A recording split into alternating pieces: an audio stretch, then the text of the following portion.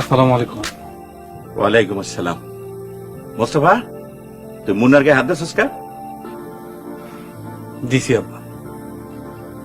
মুন্না আমার লগে বেয়াদবি করছে, সেই তুলনা করে কিছুই কওয়া হয়নি। তুমি কোন অধিকারে মুন্নার গায়ে হাত তুলছো? ও তোমারটা খায় না পরে? আব্বা তোমরা সইরা যাও, হয়তো আমার একা পায়া গলায় চিপ দিছিল, ওরে আমি দেখা লইতাছি, ছাড়ো আমারে। মোস্তফা, তুই মুন্নার গায়ে হাত তুলে অনেক বড় অপরাধ করছিস। করে থাকে তুই আমার কাছে কইতি, আমি বিচার করতাম। ওইটা না কইরা তুমি নিজেই বিচার কইরা বিচারক শাস্তে গেছো না? কালকে তুই এ বাড়ির থেকে চইলা যাবি, কথাটা মনে রাখিস।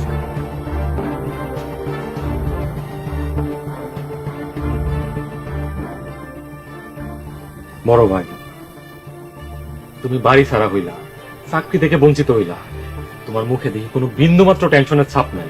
এত নিশ্চিন্তে কেমনে থাকো?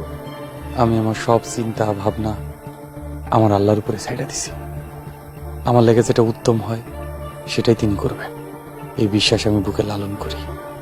বড় ভাই, আমি তোমারে 5 লাখ টাকা দিব, এই জমিটা আমার নামে লিখা দাও। এই পরিবারের সবাই দেব না, সব ঝামেলা মিটা যাইব।